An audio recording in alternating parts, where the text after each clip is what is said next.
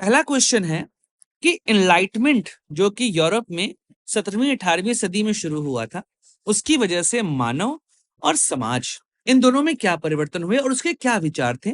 साथ ही 19वीं सदी में जो रोमांटिज्म की विचारधारा डेवलप हुई, इसने एनलाइटमेंट के विरुद्ध कौन से तर्क दिए थे। आपको भी पता है कि यूरोप मध्य युग में 3 भाग में डिवाइड था: क्लर्जी, नोबिलिटी और थर्ड स्टेट। जहां पे क्लर्जी और नोबिलिटी को विशेषाधिकार मिले थे, वहीं पर समाज की सारी जिम्मेदारी थर्ड स्टेट के पास थी। यह टैक्स चुकाया करता था, काम किया करता था, स्लेव हुआ करता था।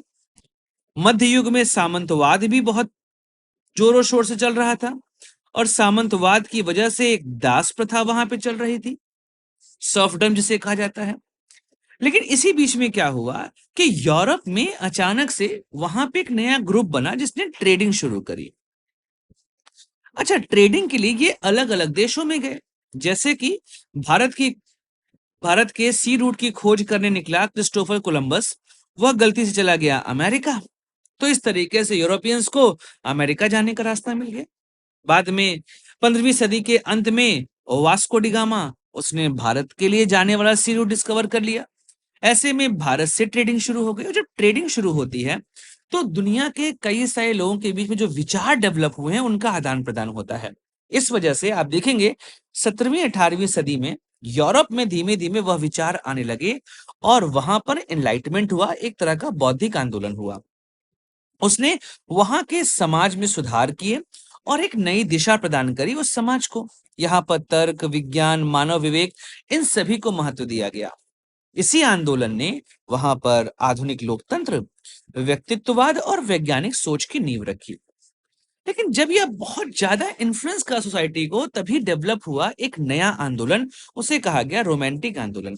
जिसने कहा कि जो एनलाइटमेंट है, जो प्रबोधन है, वो बहुत ज्यादा तर्क प्रधान है, बहुत मशीनरी है, यांत्रिक है, उसमें ह्यूमन इमोशंस के सेंस नहीं है। इसलिए हमें ह्यूमन इमोशंस को वहां पर ऐड करना है। इस वजह से इन्होंने बहुत मशीनी होने की वजह से इनलाइटमेंट का विरोध करना शुरू किया, उसके विरुद्ध तर्क दिए। पहले बात करते हैं कि प्रबोधन अर्थात इनलाइटमेंट के प्रमुख तर्क क्या थे। इन्होंने कहा कि जो समाज है वहां पे ट्रेडिशन को फॉलो करने की जगह की, ये ट्रेडिशन बना हुआ है उसी को फॉलो करते चलना है, उसकी जगह पर उन्होंने कहा कि हमें तर्क करने चाहिए कि आखिर यह कार्य क्यों हो रहा है, किस लिए हो रहा है। जॉन लॉक जैसे नए सिद्धांतवादी आ चुके थे, मॉन्टेस्क्यू, इन लोगों ने समाज को बदलने की व्यवस्था करी और एक नया विचार वहां पर दिया। अब इस तरीके से जो विचारक थे एनलाइटमेंट एज के, इन लोगों ने कहा कि मानव जीवन की जितनी समस्याएं हैं, अगर उनको सॉल्व करना है तो आपको अपने विवेक और वैज्ञानिक सोच यह लानी पड़ेगी। जब तक यह नहीं लाएंगे तब तक डेवलपमेंट पॉसिबल नहीं है। अंधविश्वास, परंपरा, धार्मिक रूढ़ियां, इन सब की वजह से समाज केवल पीछे जाना चाहिए। हमें हमेशा तर्क के आधार पर आगे बढ़ना चाहिए, मतलब तर्क को ही अपना स्टीयरिंग व्हील मानना चाहिए, उसी के आधार पर समाज का निर्माण होगा। इन लोगों ने इंडिविजुअल लिबर्टी के बारे में बहुत बातें करी कि कोई भी व्यक्ति बंधा नहीं है। एक तरीके से सामाजिक ताने बाने को स्वीकार करने से इन लोगों ने मना कर दिया था। तो जॉन लॉक हो गए, रोसो हो गए, इन लोगों ने व्यक्तिगत स्वतंत्रता की बहुत मांग करी। कहा कि व्यक्तिगत स्वतंत्रता, अधिकार, समानता मतलब लिबर्टी, इक्वलिटी, इन दोनों कॉन्सेप्ट को बहुत डेवलप किया और इसी वजह से लोकतंत्र और ह्यूमन राइट्स, इसकी जो आधुनिक अवधारणा आप देखते हैं वो डेवलप हुई थी। इन लोगों ने शिक्षा, विज्ञान और सामाजिक सुधारों के आधार पे समाज की प्रगति का रास्ता प्रशस्त किया और कहा कि समाज को अगर आगे बढ़ना है तो इन विचारों को स्वीकार करना पड़ेगा, इसके बिना संभव नहीं है। आप जब जॉन लॉक का लिबरलिज्म पढ़ेंगे ना, या रोसो का सोशल कॉन्ट्रैक्ट पढ़ेंगे, या उसके बाद मॉन्टेस्क्यू का स्पिरिट ऑफ लॉस पढ़ेंगे, तो आप देखेंगे किस तरीके से यह समाज की दिशा को निर्धारित कर रहे हैं। इन लोगों ने कहा एक और कॉन्सेप्ट चाहिए, वो है सेक्युलरिज्म अर्थात धर्म और राजनीति को अलग करना। यहां पे आपने देखा, जैसे मैं आपको बता रहा था कि क्लेर्जी और nobility, first and second year, यह सब राजा को प्रभावित कर रहे हैं। मतलब जो क्लेर्जी है, जो चर्च है, जो प्रीस्ट हैं, वह किंग के फैसले को इन्फ्लुएंस कर रहे हैं। और जब भी राजा धर्म के आधार पर अपनी सत्ता चलाएगा तो वहां पर सेक्युलर कॉन्सेप्ट नहीं होता, हमेशा सत्ता और जो चर्च है, इन दोनों के बीच में अलगाव होना चाहिए। मतलब जो धर्म है और जो राजनीति है, इनको अलग अलग होना चाहिए। इस तरीके से वोल्टायर की बात कर लें, गैलीलियो की बात कर लें, इन सब ने कॉन्सेप्ट दिया था, और वह कॉन्सेप्ट कह रहा था कि हमें राजनीति और धर्म को अलग अलग करना चाहिए। पर गैलीलियो को इसके लिए बहुत उलाहनाएं सुननी पड़ी थी। आगे चल के जब जॉन लॉक ने कॉन्सेप्ट दिया कि हमें डिवाइन नेचर ऑफ किंग को साइड लाइन करना चाहिए, मतलब राजा वो भगवान के बराबर है, इस थॉट प्रोसेस को अलग करेंगे, तब जाके हमें यह चीजें समझ में आएगी। और फ्रेंच रेवोल्यूशन इसका एक बहुत बड़ा सेंटर पॉइंट बना था। इन लोगों ने कहा कि चर्च की प्रभुता नहीं होनी चाहिए, धर्म एक निजी क्षेत्र है, मतलब व्यक्तिवादी है। हमें यह देखना है कि धर्म कभी भी सरकार को इन्फ्लुएंस ना करे, इसलिए सरकार और धर्म को अलग होना चाहिए। और यहां से सेक्युलरिज्म का कॉन्सेप्ट डेवलप हुआ। यह भी एनलाइटमेंट की एक प्रमुख जीत मानी जाती है। इसके अलावा सोशल कॉन्ट्रैक्ट और गवर्नमेंट की जो सत्ता बने, जो शासन करे, वह सहमति के आधार पर बने, अर्थात लोग चुने अपने लोगों को। इस बात को रोसो और लॉक ने डिफाइन किया था। जहां पर रोसो ने कहा था सोशल कॉन्ट्रैक्ट में कि एक डेमोक्रेसी होनी चाहिए, रिप्रेजेंटेशन ऑफ पीपल होना चाहिए। वहीं पर जॉन लॉक ने अपनी बुक में कहा था कि राजा को किसी कॉन्स्टिट्यूशन के अंदर होना चाहिए, मतलब raja must be control by the constitution. तो एक कॉन्सेप्ट कॉन्स्टिट्यूशनलिज्म का आया था, और एब्सोल्यूट नेचर ऑफ किंग इसको खत्म होना चाहिए, और एक लोकतांत्रिक शासन की व्यवस्था यहां पर होनी चाहिए। लेकिन अब आप चीज नोटिस कर रहे होंगे कि यह जो एनलाइटमेंट है, यह बहुत मशीनी है। इसमें व्यक्ति के इमोशंस का ख्याल नहीं रखा गया है कि समाज एक इमोशन के थ्रू आगे बढ़े। तो इसलिए कहा गया कि आप तो बहुत मशीनी दुनिया बना रहे हो।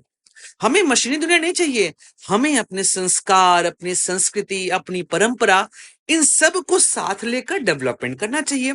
तो यहीं से 18वीं और 19वीं सदी में क्या हुआ, एक नया आंदोलन शुरू हुआ, और यह आंदोलन कहलाया रोमांटिक आंदोलन, या रोमांटिज्म कहते हैं।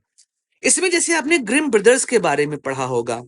ग्रिम ब्रदर्स ने क्या किया था कि वह उस समय प्रशिया हुआ करता था, और जर्मन लैंग्वेज जहां लोग बोलते थे, ये लोग क्या करते थे, गांव गांव घूमकर कहानियां इकट्ठा किया करते थे, और इन कहानियों को एक बुक के फॉर्म में पब्लिश किया। वो कहानी कही थी फोक टेल्स, बैलेड्स कहा जाता था। तो वो फोक टेल्स जनता के पास जाएगा, जनता क्या अपने रूट से जुड़ेगी उन कहानियों के माध्यम से। इन्होंने कहा कि हर समय तर्क के आधार पर जिंदगी नहीं चलती है, हमें मानवीय भावनाओं, कल्पना, इंट्यूशंस, इन सब को ध्यान में रखना चाहिए। इनकी अनदेखी करके आगे बढ़ोगे ना, सक्सेस नहीं मिलेगी। तो केवल तर्क के आधार पर एक तरफा जीवन आप नहीं बनाओ, यांत्रिक जीवन अर्थात मशीनी जीवन नहीं बनाओ।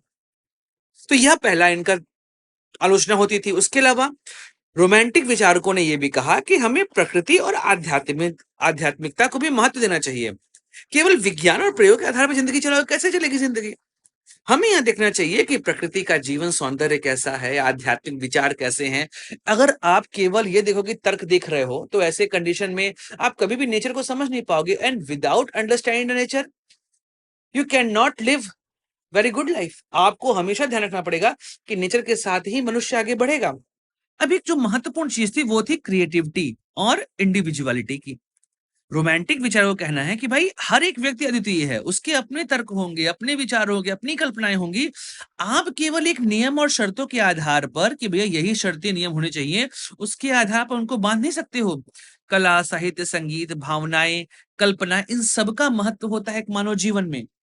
और इतिहास और परंपरा का सम्मान करना चाहिए कि हमें उन्हें बाधा के तौर पर नहीं देखना चाहिए।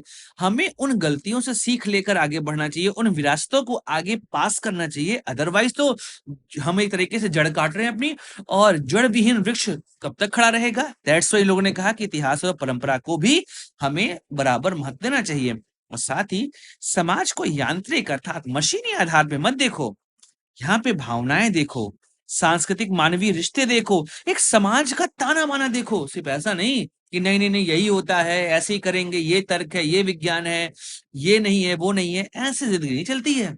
हमें देखना है ह्यूमन का इमोशन, क्योंकि without emotion you can not build society. यह बात वहां पर पूरे तरीके से रोमांटिक विचारक कहते थे। तो जहां पर एक तरफ एनलाइटमेंट विचारकों ने एक डेमोक्रेटिक, साइंटिफिक और एक लिबरल सोसाइटी की नींव रखी, वहीं पर इनका जो बहुत ज्यादा तर्क प्रधान होना, यांत्रिक दृष्टिकोण होना, यह वहां की भावनाओं को, संस्कृतियों को, आध्यात्मिक प्रत्ययों को अनदेखा कर रहा था।